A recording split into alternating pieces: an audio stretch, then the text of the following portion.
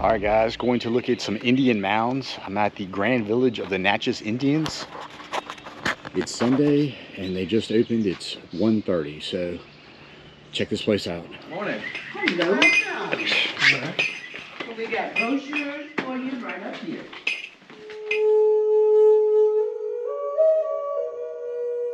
All right, guys, I'm checked in. I'll just let you know the tour is free. They ask for donations. I feel bad. I don't have any cash on me.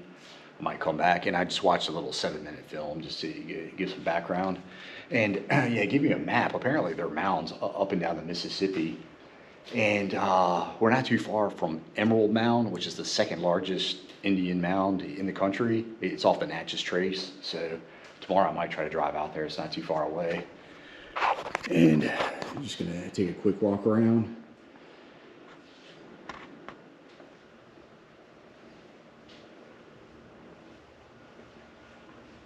There we are, Fort Rosalie.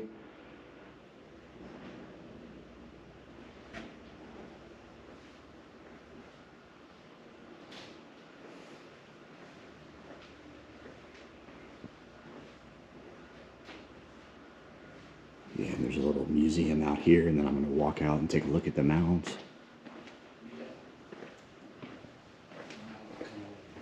Okay, walk around the museum. And of course, you've got your old arrowheads, little grinding stone down here. And again, of course, your pottery. And they think the Natchez were first in the area around 1200 AD. And then around 1350 is when those mounds were built. And just talks about their social system. The chief was called the Great Sun. And the nobility were the Sun family, and then everybody else were just commoners. And yeah, during the summer, men just wore a little skin covering their privates, and the women were topless. That's a serious dance circle right there. And then over here, it was reported that they ate bear and dog. And then down here, game included possum and porcupine.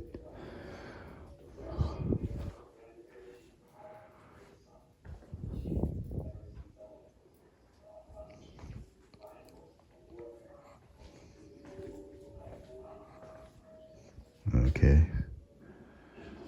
Just some of the herbs and medicines. Okay, here, yeah, the mounds. And La Salle was the first famous French explorer, went down the Mississippi, was the first to encounter the Natchez. And there's that Emerald Mound I was telling you about over off the Natchez Trace. Yeah, I think I'm going to drive over there. And the Sun King had his residence, 2 of his buildings on top of Mound B. And there were originally 6 mounds, but only 3 remained, Mound A, B, and C.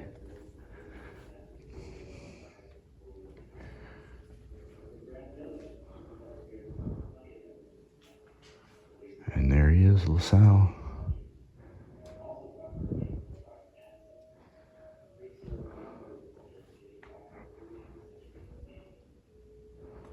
Old map right there.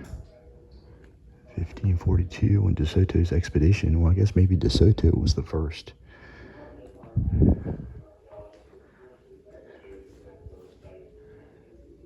Okay, their calendar. And they would have a feast of Thanksgiving each new moon. So I guess once a month they had their big feast. Yeah. Pretty neat. These must be more modern artisans. Okay, Choctaw, Cherokee.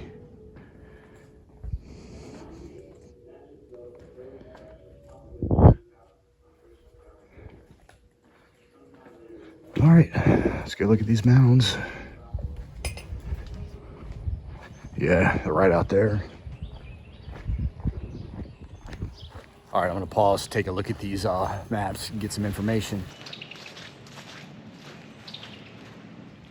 Yeah, so these are all the mounds in Mississippi. I told you there were a lot of them. And here we are right here, the Grand Village, and the Emerald Mound, like I say, is right next door. So, all right, I'm seeing two mounds in the distance. Gonna try to start off with Mound A.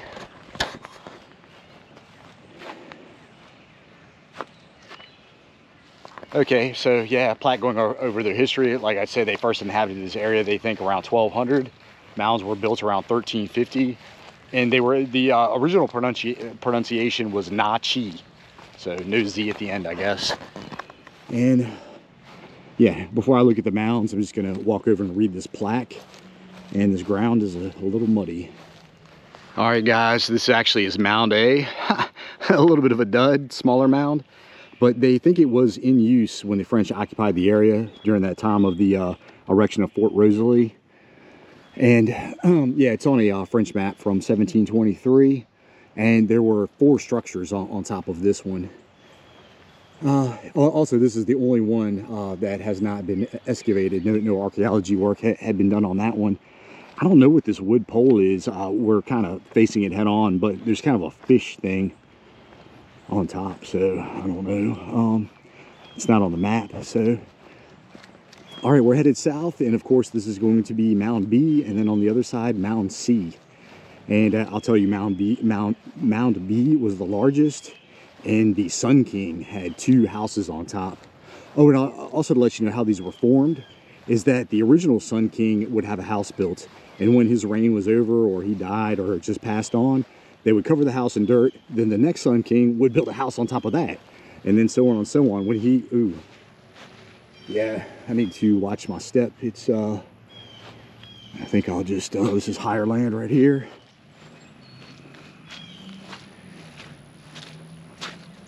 Yeah, so it would go so on and so on. They would keep covering the houses each time one of them passed on. So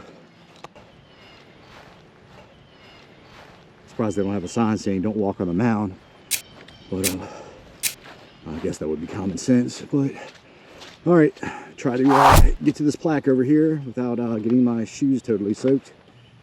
And this goes over the conflict with the French over Fort Rosalie. I had talked about that in my last video when I was at Rosalie. And basically, quick story, the French had moved in 1716. There was fighting. Natchez were pushed out. They were upset. Tensions grew, and then in 1729 there was the big Natchez massacre, they call it. They pretty much went in. It was pretty brutal. They pretty much killed all the men, took the women and children as slaves and captives. Then the French allied with the Choctaw. They came back and attacked the Natchez about a year later, pushed them back out. And in 1729, 1730, these were the 2 Natchez had taken over these villages. Down here is Fort Rosalie, and this is a trench the French had built, but it looks like maybe the Natchez had taken over.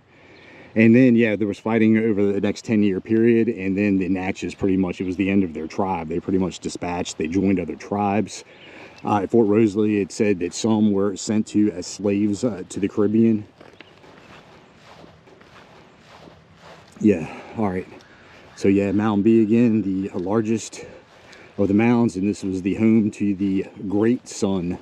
And like I say, for any Virginia people, knowing the Great Sun was pretty much like the Powhatan. He was the head of the Confederation, because there were the Natchez and there were 2 other tribes. I can't think of the names of them right now, but the Great Sun was the hereditary chief of the Natchez.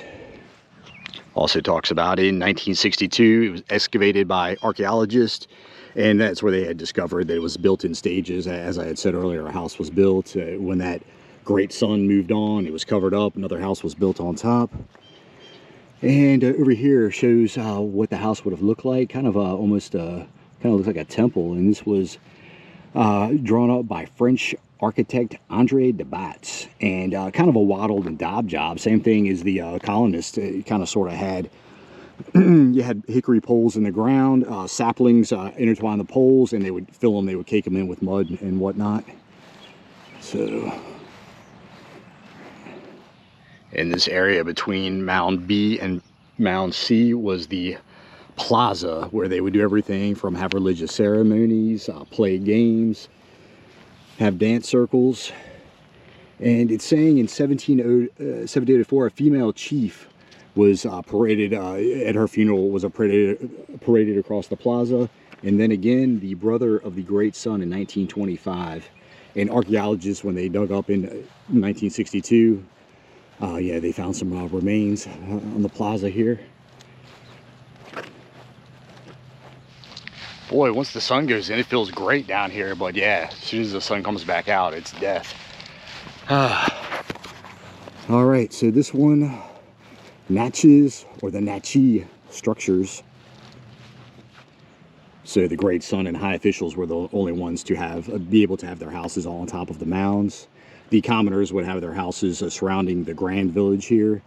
And the commoners, it's described by this French Jesuit missionary. I'm not even going to try to pronounce his name. They were more square, rectangular buildings where it looks like the great son would have these more temple-looking buildings. And yeah, it just talks about the reason why the great son would have his house built on top, and the house was buried just as a way to commemorate the chief.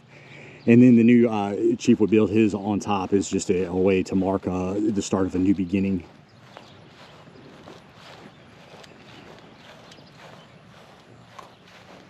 And we are coming upon the temple mound, Mound C, and this is where the great temple sat. And you'll see it right here. You got these three birds on top. And this is where the great son and the high nobles were buried. I had mentioned earlier, 1725, the great son's brother was brought to the temple. 8 Indians were sacrificed in his honor. Here's a little picture, a little draw up.